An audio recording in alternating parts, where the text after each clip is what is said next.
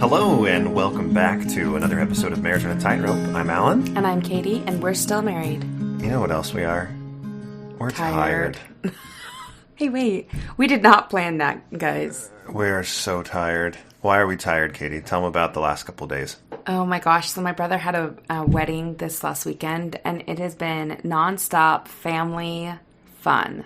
Oh, it's been great. This isn't bad tired. It's been good tired. Been awesome tired. It's just that exhausting tired when you've put on a wedding and then everyone's in town, so you hang out till all hours of the night talking, and then you kind of crash, and then you have to start a work day. And that's how it was for us today. So that's right. You have enough time to play one board game, and you choose one you've never played.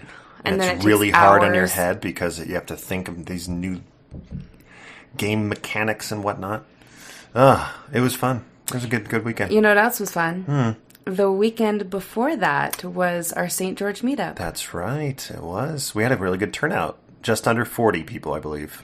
Yeah, and it was our most diverse group. We had about... Did we have any minorities? No. I was the minority, Katie's probably. half Tongan and everyone else was white. We don't want to say that because maybe there was someone that had something that we don't know about. I don't see race. I only see Americans. When I say diverse, I mean that it was pretty split, 50-50. Men who have transitioned out versus women who had transitioned out. And in the last couple of meetups we would have maybe 2 women, 3 women at most in each group, but this one was more diverse. So I thought that was really cool. Great people. It was fun. It was a fun night. We really liked doing it. If you were at that St. George meetup and you notice that my hair is black, oh my gosh, you guys. It's because of Halloween. It's not because I'm having a midlife crisis. Someone asked me if Allan was having a midlife crisis, and it's because his hair is jet black. My hair is Oriental black. It was the name of the dye that I used. Yeah, don't be offended. That was the literal name of the dye on the box. Yeah. Oriental black. I am having a midlife crisis, but the hair color has nothing to do with it. Wait, is this part of your midlife crisis? What? The hair? No, the faith transition. Well, I'm sure. It's I bet 75% of the people listening to this are all within 5 years of age of each other. So what is my faith crisis, or not faith crisis, but what is my... Disneyland.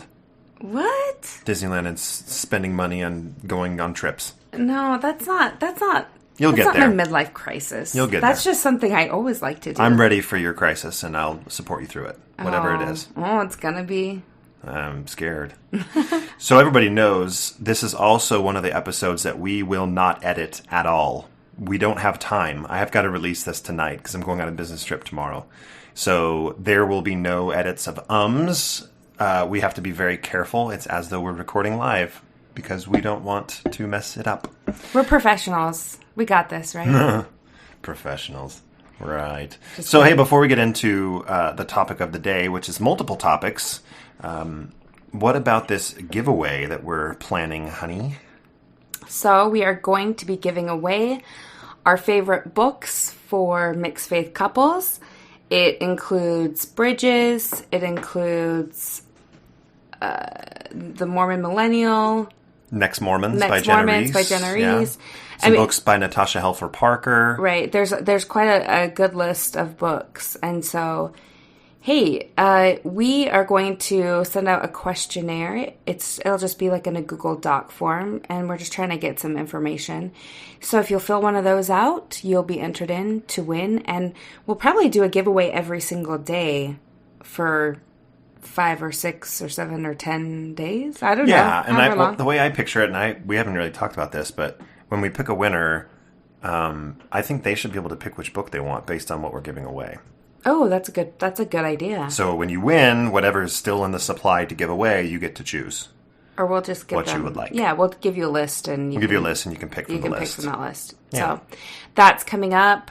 We have meetups next year, so we're not going to worry about talking about those right now. Yeah, we're not going to have a meetup in December. We do have something coming up this Sunday. It is the Thrive conference. For those that are going to be at Thrive, Katie and I will be there. We are trying to work out babysitting, so we're not sure exactly how long we'll be there, but we're hoping to be able to be there the whole day. We're pretty confident we'll be able to do that. By the way, John asked me to be the host of the karaoke at night. So that'll be fun. You want to sing something with me? I don't know if we'll have a babysitter, so see if I'll even be there. We'll see if it works out. All right, should we move on to the topic of the day? Sure. We have not done an episode like this in quite some time, but the first time we did it, we really enjoyed it, so we decided to do a little Q&A. And before we get to the A's, to your Q's, we want to start with that ever-present disclaimer that we just kind of aren't professionals. We're not mental health professionals. We aren't even life coaches. We have a little bit of experience, and we've talked to a lot of people. And so whatever we talk about here is our experience and what has worked or not worked for us. Is that fair to say? Yeah. Anything else you would add to that? No. No? Okay. So why don't we get to our first question? How do you blow off steam when you are really upset with your spouse, no matter what the issue is? How long do you have, quote, space before you resolve it? Well, this is an easy answer for us because we're never upset with each other. Next question. Why don't you speak for you, Katie? What kind of space do you need when things get a little bit testy? I have to have, like, someone to talk it out with. So I have a good friend, and she lives in my neighborhood, and she has literally been through all of it. And I'll say, hey, I need to go for a walk tonight. And we'll go walk for, like, 2 hours, and she'll just let me, like, get it all out. And lately, it's been cold outside, and so I'm like, hey, do you want to go with me to Target? And so then we, like, do laps at Target and, you know, look and I get it all out. And then Allan knows me. I can't, like, immediately say how I feel about something. I have to process it. And then after I feel like I've taken, like, my time to process it and I want to talk about it, I'll bring it up. But you're good about giving me my space to just let me bring it up when I feel like I'm ready to talk about it. Right. I think that's been a muscle I've had to flex, because my natural reaction is to, I got to fix this, I got to fix this, I got to fix this, I got to push, talk to me, don't shut down, you got to talk to me. And now I'm like, you know what? You're not going anywhere. I'm not going anywhere. You're clearly not ready to talk. So I'm going to back off. I'm going to acknowledge that something's going on, but when you want to talk to me, you'll come and talk to me. And I think that's been less stressful for me, too. That's not the case, though, with you. I think you just tell me. I usually just tell you, yeah. Or I give very passive-aggressive behaviors to let you know that I'm upset. And then when you finally ask, okay, what's going on? I'll be like, well, let me tell you. I don't hide my emotions well at all. No, I can always tell. And I'm glad that I like that about myself, I guess. I don't like hiding emotions. I think it's a way to mental breakdown. So that, yeah, I don't know. I mean, to answer the question directly, it matters what the issue is, but how do you like to blow off steam? You like to talk it out with a friend? I like to talk it out with a friend, and I like to walk it out, and I like to just, like, sit in silence and have time to, like, process. Yeah. For me, I like to either work out. I love to work out. Today I was feeling a little stressed. Had nothing to do with you, but I was feeling stressed, and so I stopped working about 30 minutes early, and I went and raked leaves in the backyard. Or I play a video game. Those are my kind of my two outlets. We did do mini golf. And then we went and played mini golf. That was so stress-free to corral 4 kids doing mini golf. By the way, one of my kids hit me in the waist, in the hip with a ball because he was swinging so hard. Little doofus. Anyway, all right, that's the end of the first question. Okay, I'll read the second question. How do you deal with your spouse and kids hearing from the pulpit common phrases like, quote, those that have left the church are lost, deceived, and no longer glow, unquote? Especially, how do you deal with the way they internalize that and are anxious and scared about what will happen to the family unit and specifically to the non-believer after this life? That's a good question. And we had an experience with this. Do you want to talk about it yesterday? Sure. Yeah. So after church, I go to the first hour, and then I came home, and Katie came home with the kids a little later after that. I was putting together some nachos, Tostitos medium nacho cheese. Best nacho cheese you could buy at any grocery store in America. So anyway, buy those. If you're in New Zealand, I'm sorry, I don't know what it is. Gina, if you're listening. Nathan. Anyway. So made some nachos. The kids sat around the table, and we started talking about, hey, what did you talk about at church today? What did you learn? And our oldest was talking about, we talked about this Sabbath day and keeping the Sabbath day holy. And he was right off the bat frustrated with the checklist style of you can do this, you can't do that. I think that he's seen in our family life that we don't really do that anymore, where if we may go to Fat Cats and go bowling on a Sunday. We've done that in the past. We may go on a hike. We may have the neighbor friend over.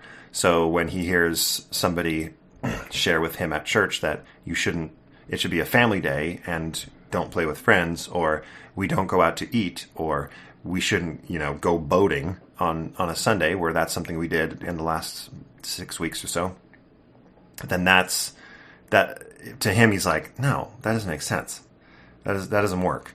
And then why don't you talk about what our daughter said? Well, no, I was just overhearing the conversation upstairs. Yeah, Katie was upstairs. Because I was changing, and then I came downstairs, and I said, what did you say, Jackson? He's like, today they talked about everything that you can't do on Sunday. And I said, okay, did they talk about anything that you should do on Sunday? He's like, no, it was all what you can't do.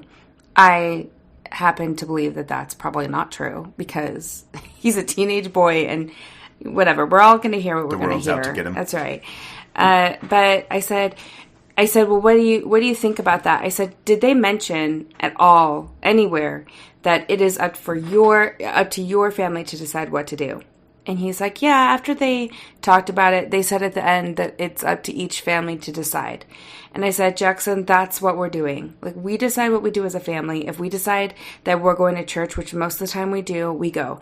If we decide to go on a hike, or we go visit someone, or we go out of town, that's our choice too. And that's totally valid. And that's up to each individual family. So don't worry about the don'ts. Just worry about what we do in our family. And then I said, Zara, what did you learn today? And she said, that story about being hard-hearted and being soft-hearted.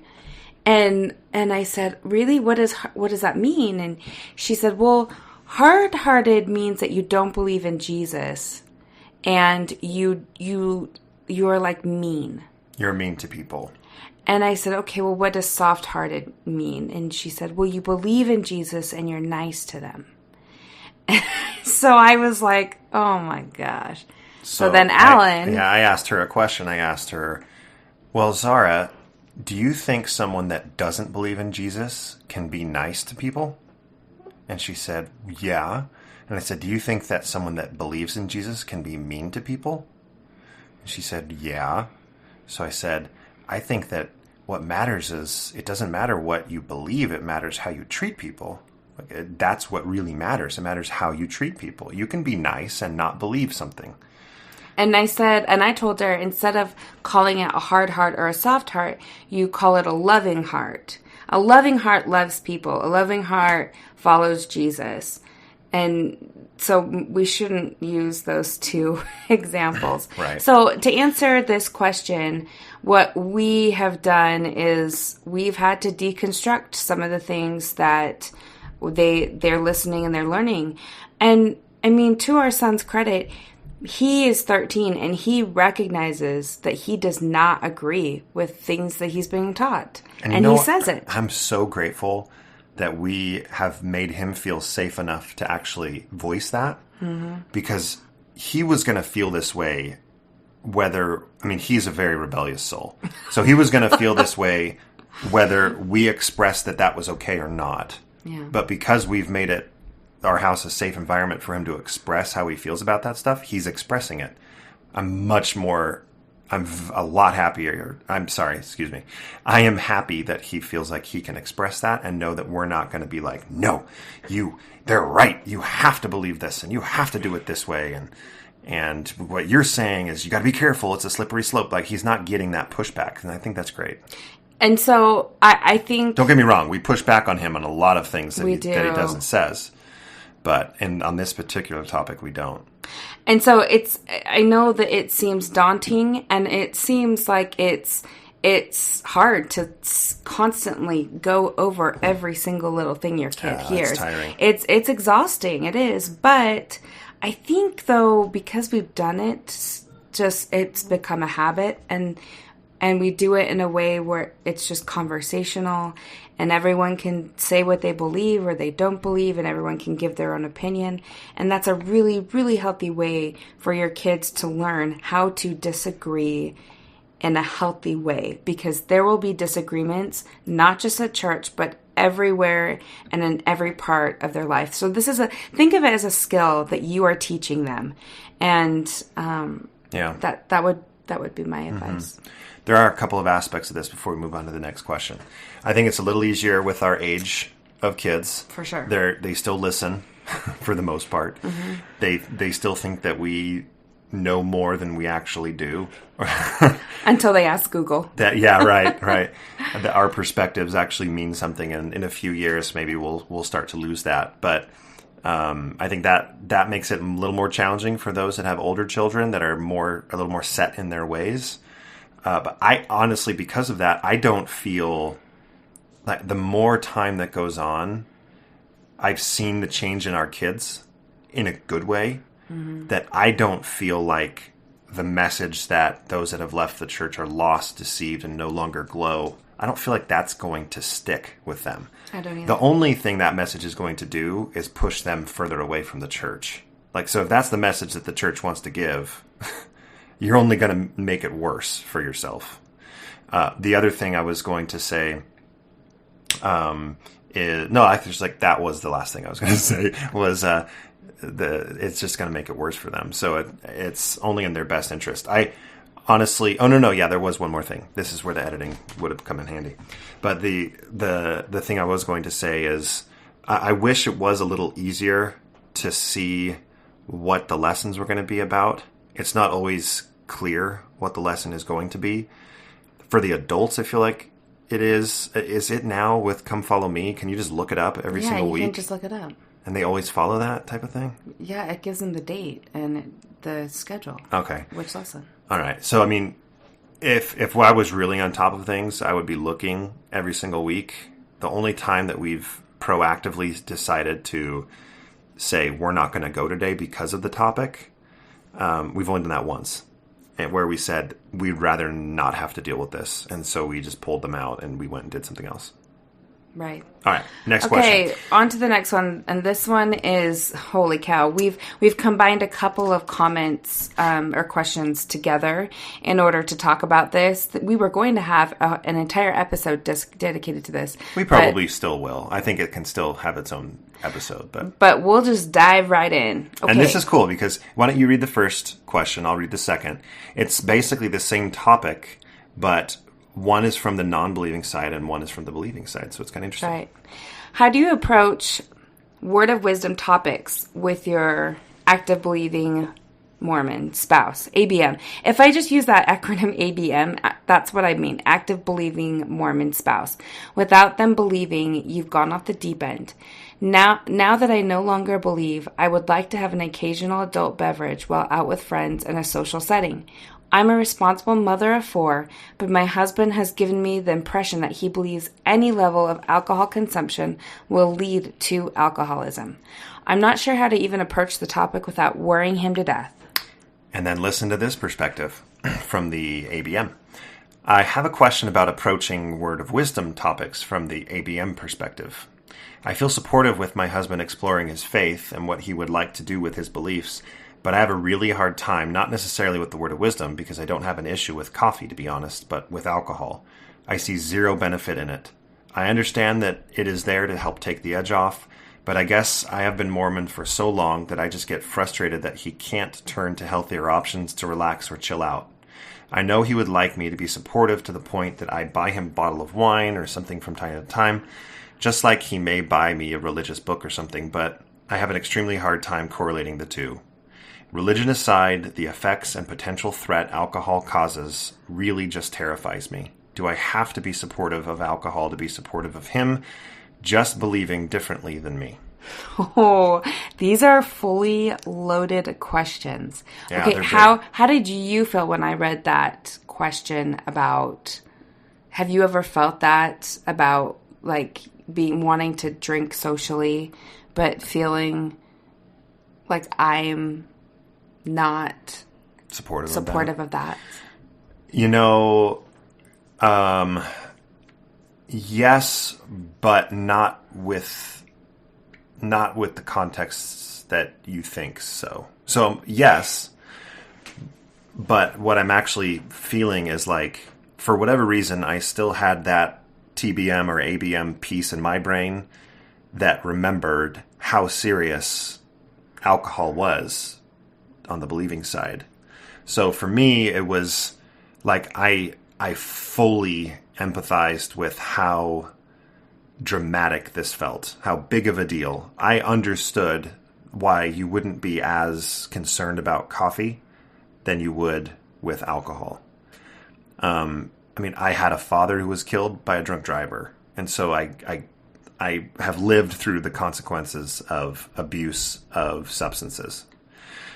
So for me, and I think we've talked about this in the past, and we'll probably have a full episode about it, but for me, it took me a long time to have my first drink, and I wanted that first drink to be with you. In fact, in a previous episode, we talked about my first drink being a glass of wine with you at the Eiffel Tower. Oh, yeah. I mentioned that. And you said, well, that's never going to happen because I'm not going to drink. I'm like, well, then I won't either. But obviously things change.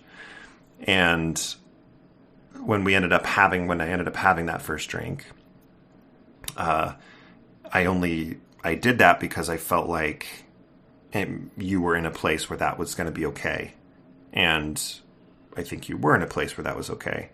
Can you talk to me a little, or talk to the audience, listeners, a little bit about how you went from my birthday in March of 2018, remember this, at Sawadi? I asked you the question, there's a lot of changes happening with me. What are the next changes you're most concerned about? And alcohol was the number one thing you said. I'm really concerned about alcohol. How did you go from that to a year later, you were smiling and hugging me as I had my first drink? Well, that's an exaggeration. I wasn't cheering. Smiling and I didn't mean to hugging you. say like you were cheering me on, but you were okay with it. You weren't upset. You weren't scared, I don't think. How did you get from A to B? Well, I definitely was scared. I mean, Alan mentioned his dad dying by a drunk driver.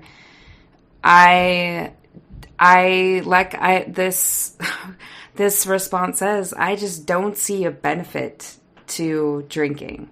I feel like you drink enough rock stars and other things that I just don't get it. I guess I just didn't get it.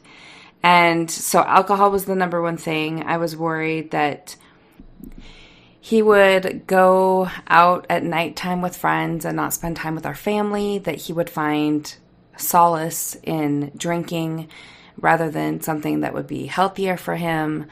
I was worried about abuse. I was worried about a lot of things, how that would change the dynamic, if we would have alcohol in the home.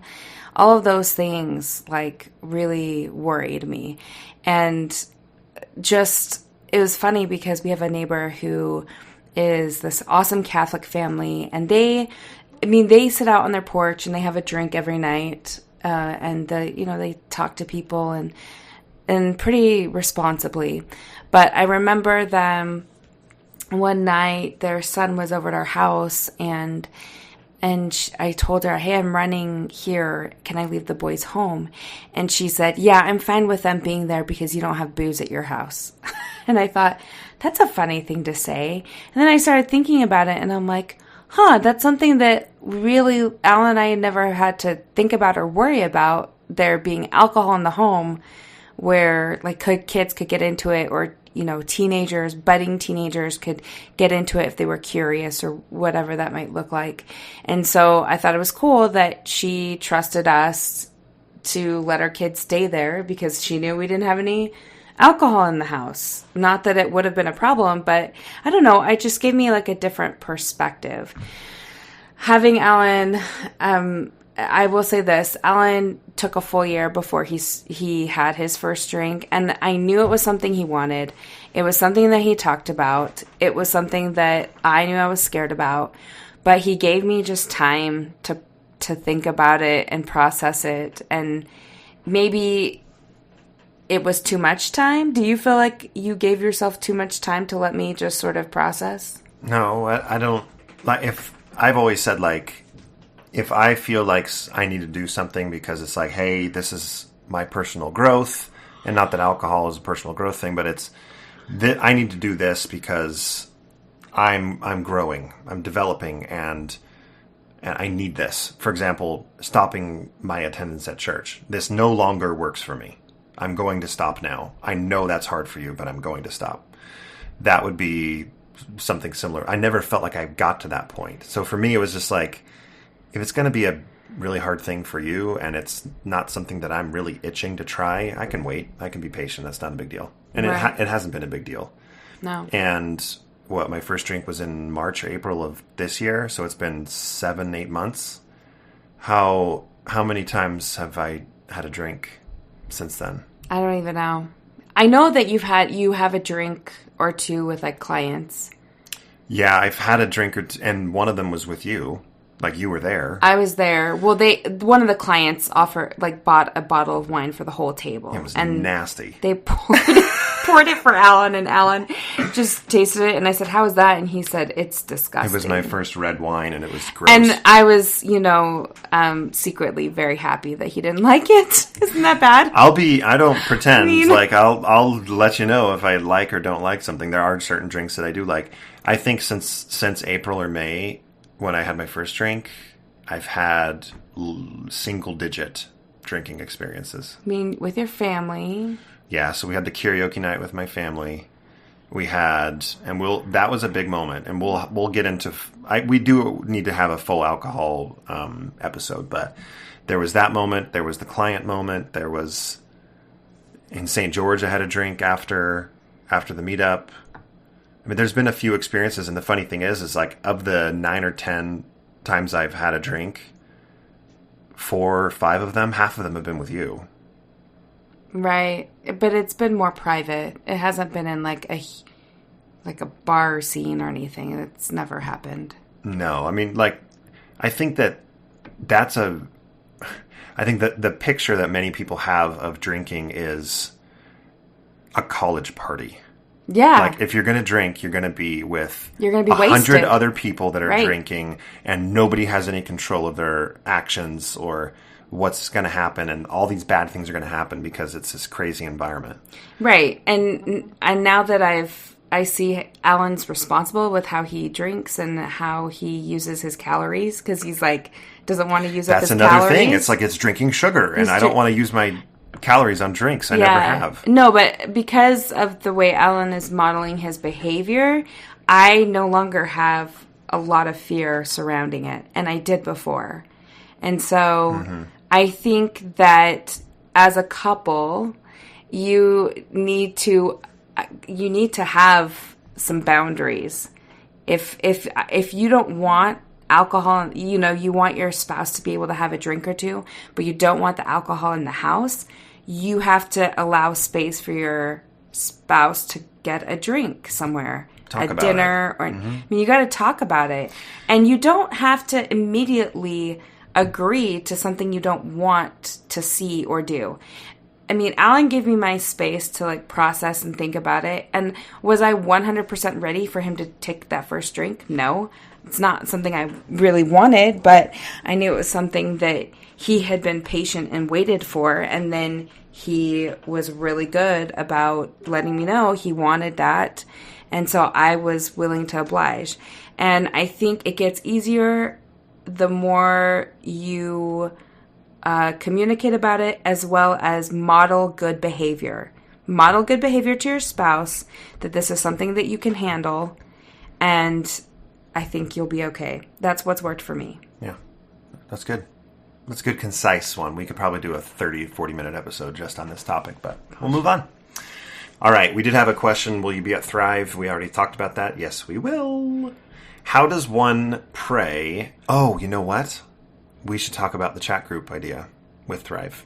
I've told you about that, right? Yeah. So we are going to have a chat group for mixed faith marriages during Thrive, particularly for the ABM, or the believing spouse, where if you're in one of the sessions and it's all one big session, and for whatever reason it gets heavy, and I do have a lot of trust in the presenters, that the coordinators of the event have said that it's going to be very safe. But if it just gets overwhelming for anybody involved, we're going to have a chat group up via Facebook to say, can someone step out with me? This is just too much. And if you don't need someone to step out with, you can just step out. Or if you just need to say, reverse this sacrament is really hard. meeting. This is really hard for me. And you don't need to step out. That's fine. But I've talked with the coordinators of the event, and they think it's a good idea. They may even announce it and say, like, hey, if you want to join the Marriage and Tightrope chat group during the conference, here you go. So just keep an eye open for that. We'll post about it in the Facebook group before Thrive starts. Okay, next question. How does one pray with the family or with the believing spouse when they aren't entirely sure how to start and end the prayer? I still open it and close it in the traditional way, but it makes me a bit uncomfortable. I also have taken to only talking about what I am grateful for and not asking for anything, but am unsure how to end the prayer. We have some experience in this. Alan has said a number of secular, I call them secular prayers. That's a good title. It's a good title. Okay, so why don't you give us an example of a prayer you would say? Okay. So the general I'll give you an example, but the general structure is you just jump right into it. You don't need to address it to anybody. That's actually, the first few times, it's still difficult because when you're praying, you're so conditioned to pray to someone. We thank you, or we thank you for this. We ask you for this. Thank you for blah, blah, blah. And we ask you to bless this, and all that kind of stuff. That's hard to get that vocabulary out of your system. So for me, when I started, I just jumped right into it. And we did this at the first meetup we had in Lehi, where I ended up saying the prayer on the food, and maybe everyone silently closed their eyes after I did and said their own, so they would be blessed the way that they preferred. But the way that I say it is, we are so grateful for this time that we have together today, for the food that has been prepared. We're so grateful for everybody that has put the time and effort into preparing it.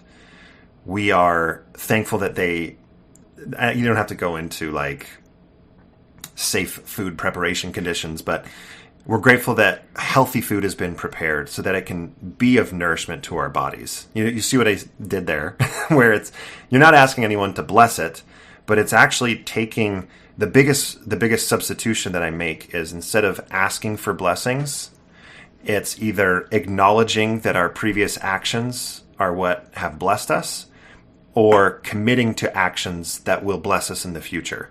So it's committing to service. We know that there are people in our neighborhood that need help, and we're committing to ourselves in this open prayer. We're committing to ourselves to help them. We are the ones that will be doing the help. We're grateful that Katie has prepared this meal with good health in mind, and we're so grateful that it will be a strength and nourishment to our bodies. And that's even a very Mormon phrase. It is. But if you see that, it takes a little bit of effort to get some of the vocabulary out. But for me, and I don't do it all the time, like it's not a regular occurrence. And how do you end it? I've ended it traditionally in the name of unconditional love, which is a bit hokey, but I think it's cool. So yeah, in the name of unconditional love, or in the name of, or we say these things with love, is I think where I've landed. I learned the unconditional love from Leah Young. I heard that from her first, but where I've landed is we say these things with love. Amen. So do you remember the very first time you said that prayer in front of the kids? No. I do. I remember I asked you to pray over the food, and you said one of these prayers. And at the end, when we said amen, Hayden, our 11-year-old, looked up and said, "That was a cool prayer, Dad." Oh, really? I don't remember that. And I remember thinking, yeah, it was something totally different that they hadn't heard before, not the memorized sing-song prayer. And Allan just expressed what he was feeling, and it was a really nice prayer. Cool.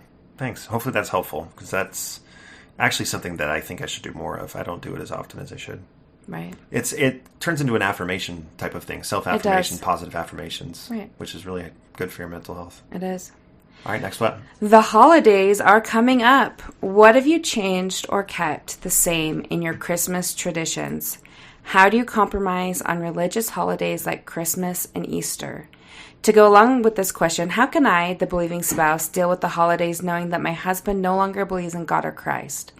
Growing up where that was always been the focus and the reason why we celebrate Christmas, it has been hard in the past to come to terms with this. How does one keep... Oh, is that a separate question? Yeah, that's separate. Okay, so that's it. So I love this question. I think it depends on what your traditions, what meaning they take on. Some people have traditions where it's very spiritual based. We have traditions that are spiritual and secular based, like most people do. Allan, you don't... Do you believe Christ was divine? If I had to answer yes or no, I would say no. Okay. What do you believe about him, though? Do you believe he lived? Yeah, I believe that he likely existed. I think that the stories that are written about him likely are a blend of truth and embellishment. And that's okay. That's okay for me. It may be difficult for you to hear that, or if a sibling or a parent is listening to this, that might be hard for them to hear that, for me to say that about Christ. But what I can say is that more than any other truth claim that I've dismantled or deconstructed over the past 3 years now, which is crazy, it's almost been that long, is the one that's held up is my ability, and actually I really like to use the example of Christ in a very LDS sense, the example of Christ in a good way. So the stories of him in the New Testament are all about, in my opinion, all about lifting up from the top down. So reaching down and helping the lowly, doing service for those that are outcast. That using that example of Christ of constant service is something that I absolutely am on board with, which I think is why Christmas isn't a big problem. It hasn't been a big problem for me at all, because the way that we have always celebrated Christmas is like service. Is service. Yeah. It's focusing on that's kind of one of the cool blends of when you're combining the pagan rituals with the religious rituals of Christmas. You get the presents and the trees and Santa Claus with Christ. And those things mixed together is this cool blend of let's get stuff for people and let's show people how much we love them. Let's do things for other people. It's not always an item, but it can be a service. I think that's really neat. If it was very, very, very focused on we are only going to focus on the divinity of Christ right now, like that's what we're focusing on, not any of his traits of how he treated people, that might be more difficult for me. But because most of the emphasis is on the service part of it, like I'm on board with that. That's great. That's great. Okay, so I'm trying to think of the things that we do that are more spiritual based.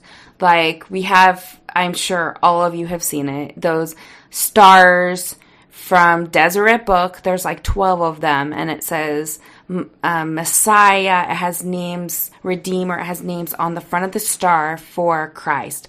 And on the back of it, it has a scripture that goes along with it to describe who Christ is. And then we go through each one and we hang it on the tree. Does something like that bother you? No, it doesn't bother me. I think that even though I don't necessarily believe in the divinity of Christ, this particular truth claim, I see that how Christ is used in your personal belief is a very positive thing. Christ isn't used as anything but a symbol of how we should treat people and love people and be positive with people. I also believe he's divine. And that's fine. Like, I'm completely fine with that. If you were hanging things on the tree and you said, because of his divinity, we have to listen to every single teaching and LGBT people are evil, and let's hang a star that says that, love the sin and not the sinner, or other way around, then I would be like, no, I'm not on board with this teaching of Christ. This isn't the Christ that's going to be helping my family. But that's not how Christ is used. I see your Christ and your belief and worship of Christ as very much a beacon of love, and a beacon of I point to him as my example on how to treat people kindly and with love and with care. So I think that that's probably a big reason why it doesn't, even though I don't agree with that, I don't agree with the divinity aspect of it. I don't have a big problem with that part of your beliefs being talked about, because I see very, very good benefits that come from it.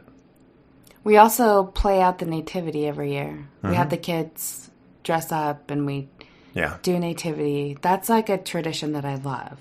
And that's mostly true, right? I think some of the parts are probably embellished. That's from my perspective. But for the most part, like, that's the birth story of Christ. I mean, I believe he was born, so that's fine. And, babies being born is cute, so why not let it be cute and let's act it out? And that doesn't bother me.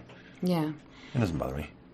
I think that where you just talk about it and decide what, even if you, I mean, like Allan said, he doesn't necessarily believe that Jesus was divine, but he does believe that he's a great example. And so that's kind of what we've just gone off of and what we'll continue to do. I don't think it changes anything for us as far as Christmas goes. One thing that has changed for us in the last couple years especially is the stuff. We don't give the stuff because we absolutely believe in experiences versus material things. Our stuff gets broken within 6 months of giving it to the kids anyway. And so we are all about experiences for Christmas this year. And that's changed. So we go on trips together. We get ski passes or whatever it may be in order for us to have an experience and a memory made. That's something that we've changed, maybe like as a secular side to Christmas. But I just feel like it's a better gift to give than just the stuff. And our kids came to us this year and said, we don't want stuff for Christmas. We just want a trip. And we said, okay, so where do you want to go? And they said, somewhere on a beach, somewhere warm, playing in the beach. So we'll see. We'll see. I think we still have ears listening through walls right now, so we're not going to talk about what we're going to do. We won't talk about what we'll do. Yeah, but we have something fun planned for them. We sure do. Yeah. Okay. How does one keep active or semi-active in their ward with their family when they no longer believe the truth claims but value the community? This is actually kind of a tough one for me to answer. I wish I could answer it differently. Because in my own personal experience, I have felt that I can't be active and be myself at the same time.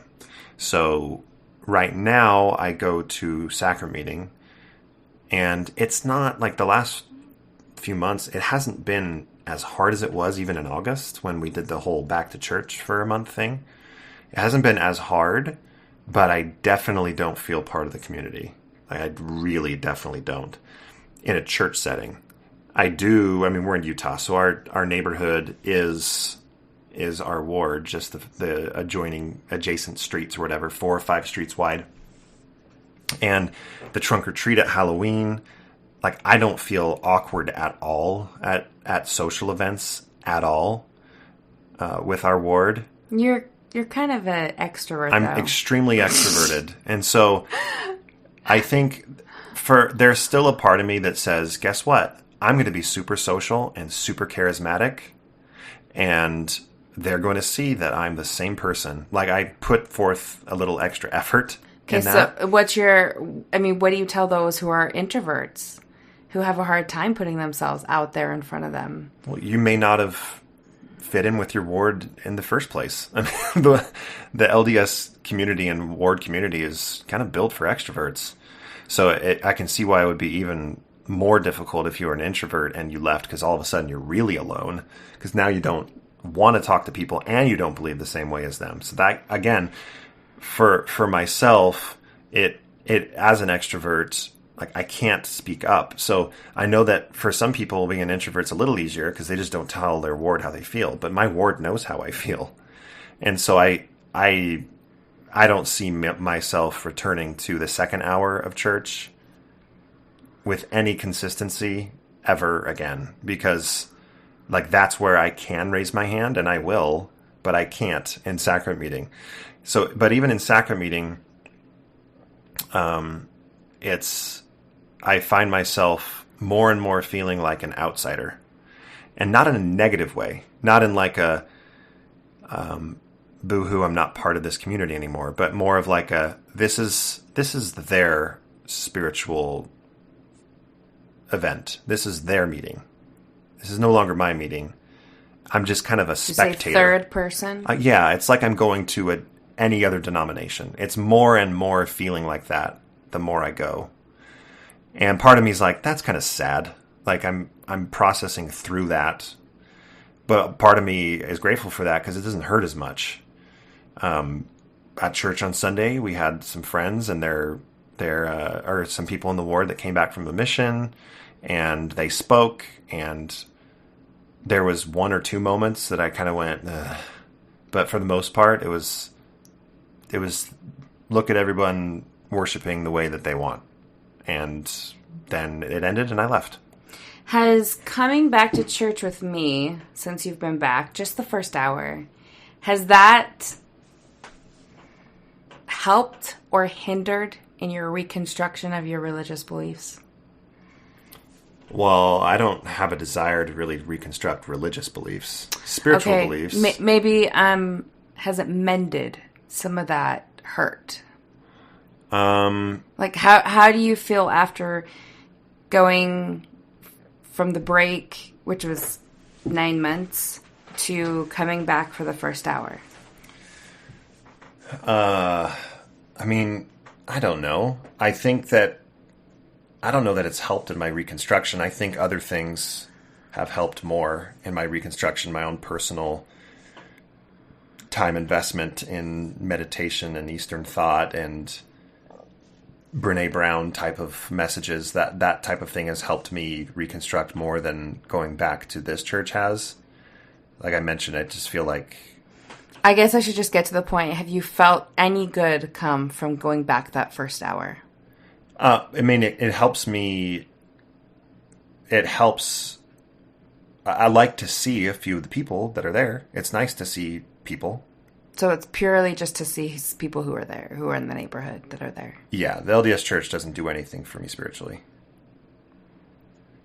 It has a sense of community, and that's what this question is asking, is like, I don't believe in the truth claims, but I value the community. How can I remain active? Yeah. Basically, the answer is, for a while, when you're deconstructing, it's really difficult because most wards aren't cool with you being yourself and being active if you don't believe in the truth claims. So it's, once you're through that, I don't know, where I'm at right now, I guess I'm semi-active, right? I'm semi-active, and it doesn't kill me anymore. It doesn't really hurt anymore. I wouldn't be terribly bothered. I'm not bothered when we miss Sunday. Like I don't throw a party because I'm so happy we didn't go to church, but the kids do. The kids do. Yeah, that's for sure. But I'm not throwing a big party when we don't go, right? Mm-hmm. So I don't know. For me, it's kind of one of those. It's an hour. I get to see a few people I like, so that's kind of cool. But if we don't go, like, okay, that's fine. No big deal. Okay, the next question. It says, Katie mentioned a Fierce Conversations book she read. I would love to hear what she learned and some tips for mixed faith marriage conversations. Okay, this will be one of the books we'll be giving away during Christmas time. What's the full title and author? I will tell you. It's Fierce Conversations, Achieving Success at Work and in Life, One Conversation at a Time. And it's by Susan Scott. So I got this book because we were going to read it as a group for work, and it has been transforming. Man, she's brought up some things. Yeah, I've brought up a lot of hard things. In fact, I'll read a chapter, and then I'll just say, hey, this is what we're going to talk about right now. What's one of the examples of a topic you brought up? Do you remember? Yes, moral code. Moral code, which we're going to do an episode when we're ready. When we're ready. This is a hard conversation. This was a difficult conversation that I was thinking about that I didn't know how to bring up. And then after I read a chapter, I felt like I had the tools to say what I wanted to say, and I did. Yeah. It's an excellent book, and just a few things that the book brings up. One thing it says is the conversation is the relationship. If you think about relationships with other people, it is the conversations that you have with them that form your relationship. If your conversation is lacking with your spouse, that says something about your relationship, just to be totally and completely blunt. Although most people don't like hearing the truth, people appreciate when you level with them, including your spouse. No matter how difficult it is. There are tactful ways to say things, but being truthful and upfront and honest with them will get you much further than just beating around the bush. In fact, here's a quote I love. It says, a careful conversation is a failed conversation because it merely postpones the conversation that wants and needs to take place. I don't know how many times I've carefully stepped around an issue before I finally got to the direct question I just needed to say. And when we finally got there, then I felt like we could resolve things. When I tiptoed around it, it never felt like anything got accomplished in the conversation. Would you say that? That would be right? Yeah, because when things get hard, you tend to just shut down and just say, I don't want to talk about this anymore.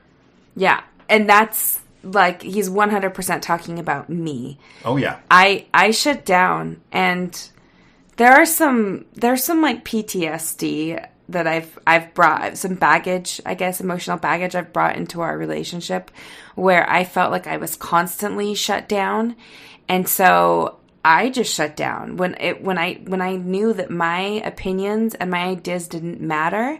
I just decided not to respond.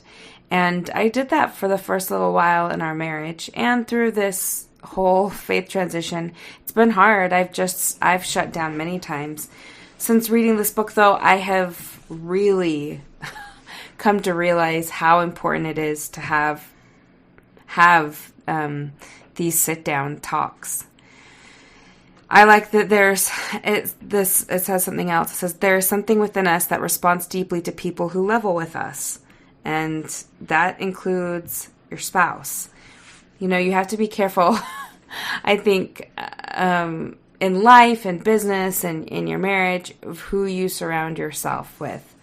I heard this quote recently that if two people are married and are just alike, then one of you is obsolete. One of you is not needed.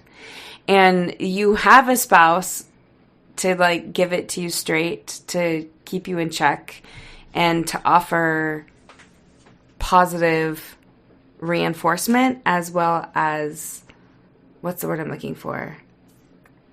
Constructive criticism. Yeah. That's good. The book I haven't read it yet, but when I see her reading it, I go, oh boy, here we go. We're gonna have a conversation soon. And I actually love that because I love the conversations that we're able to have because that's where the growth happens, honestly. Yeah, so that's all I'll say about that. I could probably go on and on. I would just highly recommend to read it. And hey, hopefully you'll win it. Ding, ding, ding. Okay, last question. You've been given an elephant that you can't get rid of. What do you use it for? We figured why not put this one in at the end as a little fun thing.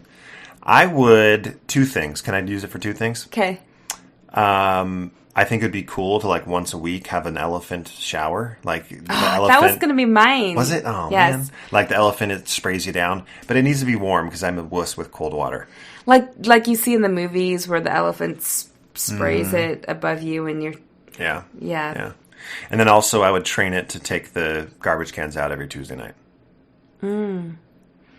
I would probably market it to take to birthday parties and totally exploit it. Monetize it. Yeah. Exploit it. P.T. Barnum right here. P.T. Barnum. Right back to the Tightrope. It comes all back to the Greatest Showman. Oh my gosh. All right. Well, that's the last question we're going to cover. We're going to do another question episode soon because there were a lot of questions that were covered, that were submitted. But we want to read a question or a post that one of our listeners posted, and then a few days later she came back with a response that talked about her resolution with this. And I thought it was, Katie and I both, we talked about it. We thought it was really good example of getting worked up and thinking that something is going to go very poorly and then it doesn't. It's kind of one of those hope for the best, prepare for the worst situations. And it seems like this individual was definitely preparing for the worst, but hoping for the best, maybe not. But the best, it seems, happened. So I've pulled up, I asked Aubrey if we could read this post, and she said yes. Her full name is Aubrey Bergeson. She said we could use her name. And here is what she said. I'll read the post that she posted, and then Katie, you can read the response. How do you tell your kids you can no longer attend church when you know it will break their hearts? I would love to hear what worked for any of you. I can't in good conscience go anymore. It is wearing on my mental and emotional health, and it's time for me to make the change. How do I tell them? My son is 12. He loves deacons, wants so badly to do what is right. I know this is going to confuse him and be really hard for him. He knows a little of my journey these last 5 months, but this will hit him hard for sure. My 4-year-old will just be upset that I'm not there because she loves me more than anything in the world. Ha ha ha ha ha ha. My husband is still believing and wants the kids to go. He has been so amazing and supportive and just loved me through it. I am so lucky. Hurting the people you love the most is the cruelest part of this whole thing. I hate to play the victim card, but I'm feeling it today. It's okay to play the victim card. It's okay to hurt. The pain is real. We're all there. We feel you. At one time or another. There was a lot of good comments, a lot of good advice that was given, and ultimately she responded with this. So I got all dramatic in my head, and then last night I was watching some teeny bopper show with him, totally unscripted. I told him I've been having a really hard time at church lately, that things don't feel the same as they used to, and there are a lot of things said that are hard for me to hear. Also that I don't really know what I believe anymore because I found out a lot of things I was taught and believed turned out to be different. I told him I still believe in God and divine power and that I love what Jesus taught in his example. That I believe in being a good person and lifting and loving those around you. I told him he could always come to me with questions, that I loved him and would never want to do anything to make him sad.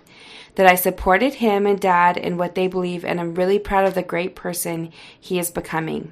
He was like, "It's fine, Mom. Really. It doesn't bother me. It's okay." Ha ha ha ha. I'm like, wow, glad I gave myself an ulcer over that and have been crying on and off for days. We have great relationship and we are actually training for a half marathon together right now. He talks to me about girls still, so I think that is a win. I believe if I just keep showing up for him in his life, he will trust me and everything will be okay. Thanks for all the comments and for listening. I loved this response. we had the same freak out moment when we were like, how are we going to tell the kids? Yeah. And then we told them, and it wasn't a big deal. Yeah. And I know that this is not everyone else's experience. I know that there are children who are so sensitive to this. But I think the gold nuggets in here is that she had the conversation with her son, and he responded in a positive way, which was great. And it could have gone the other way, but what also she said in here is that he obviously feels good enough and open enough to talk to her about other things, not just church related. This is the type of conversations, not just religious, but any conversation. This is the type of open communication you want to have with your kids. You want them to be able to tell you anything. Yeah. And in return, you're giving them the respect that they deserve by you telling them how you feel. Yeah. I feel like that's powerful. You're building trust. Yeah. You're building trust with them. And that brings it back to the very first question we read in this episode. I love, Aubrey, how you say at the end, I believe if I just keep showing up for him in his life, he will trust me and everything will be okay. That is our motto right now, is just show up for them, show up for everything in their life, and they'll trust you, and everything is going to work out. I have no doubt in our family that we, as the six of us, it's gonna work out. It's gonna all be good, and it's working out currently. So that's great, Aubrey. Thank you for sharing and allowing us to use your name a few times in telling your story. We will end it here because we have so many more questions. We'll do a second part. If you have a question, you can ask us through marriageonatightrope@gmail.com. You can go to our Facebook page and send us a message, or you can respond to the thread that Allan posted on Sunday. You can also go to our Instagram, Marriage on a Tightrope, and send us a message through there. And you don't always have to ask something. If you just want to get your story out and type it out and send it to somebody so you know someone has looked at it, send it to us. We've had some people share things with us and say, I've never even said this out loud, and then they type it out and they send it. If that's helpful, send it to us. We'd love to read your story. We can be good listeners, or readers in this case, and just know that you're not alone.